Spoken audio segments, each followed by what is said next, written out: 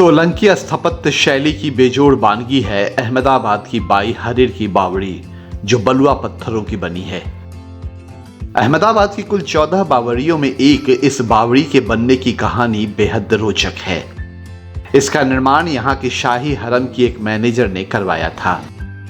भारत के किसी भी बावड़ी का निर्माण कोई कारिंदा कर्मचारी करवाए, ऐसा पढ़ने को कहीं नहीं मिलता।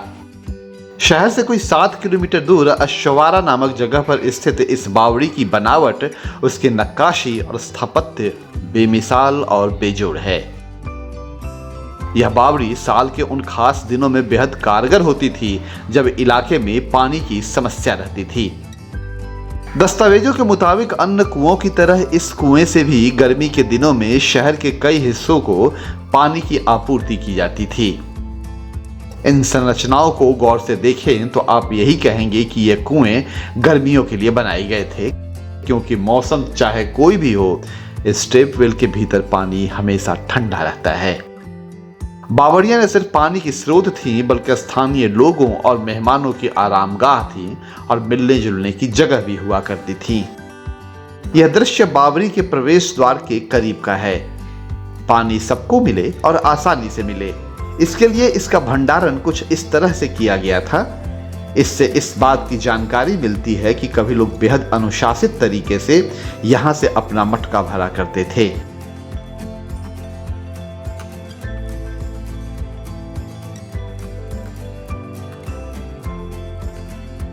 है कि यह पूरी इमारत 5 मंजिला गहरी है।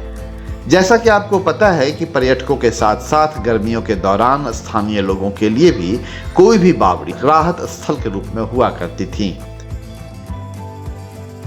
बनावट के साथ साथ नक्काशी को करीब से देखें तो इसका धार्मिक महत्व साफ नजर आएगा।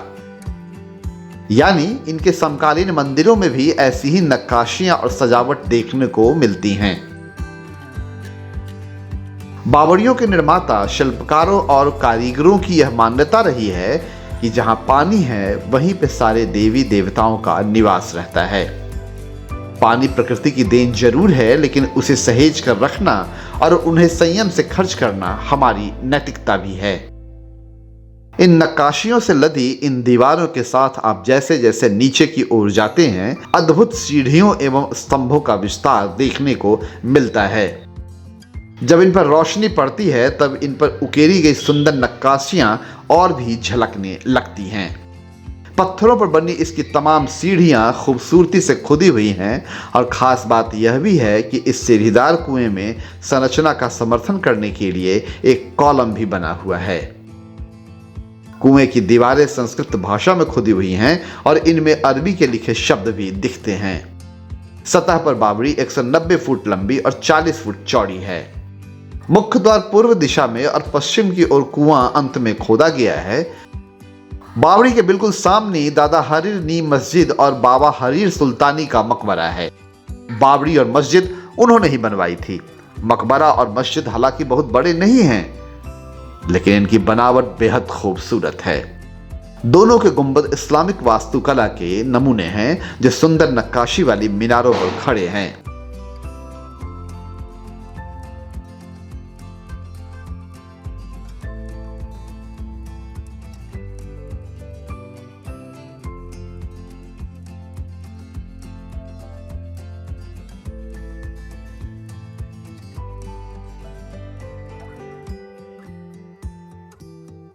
बावड़ी परिसर में 3 शिलालेख हैं।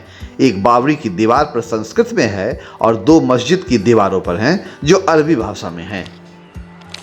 इनसे ही हमें बावड़ी के निर्माण के बारे में ज्यादा जानकारियां मिलती हैं। शिलालेख में नाम, तारीख और उन लोगों के ओहदों के बारे में पता चलता है जो निर्माण से जुड़े थे। अब जानिए कि इस बावड़ी की निर्माता बाई हरीर कौन थी। वह गुजरात के छठे सुल्तान महमूद बेगड़ा की घरेलू महिला दाई थी। यह वही सुल्तान महमूद बेगड़ा है जिसके बारे में गुजरात में आज भी लोग यह सच दोहराते हैं कि जो भी महिला उससे शारीरिक संबंध बनाती थी उसकी मौत हो जाती थी। मुंबई गजेटियर के अनुसार साल 1485 में इस बावड़ी और इसके पीछे इस मस्जिद और मकबरे का निर्माण शाही हरम की उस संचालिका ने करवाया था। इस बावड़ी की दीवारों पर खुदी पर्शियन तहरीर के मुताबिक महमूद बेगड़ा के शाही हरम की प्रबंधक थी बाई हरीर। इस्लामिक शासन में अमूमन शाही हरम की देखरेख का काम ख्वाजा सरा यानी किन्नरों को सौंपा जाता था, इसलिए माना जाता है कि बाई हरीर भी किन्नर ही रही होगी। किसी हरम की हवलदार के हवाले से बनी यह जल स्थापत्य संसार में अपने ढंग की अनूठी है।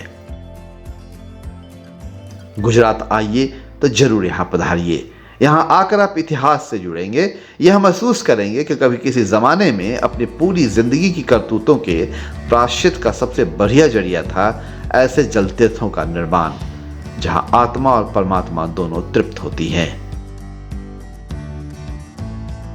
अमरेंद्र किशोर, अहमदाबाद, गुजरात।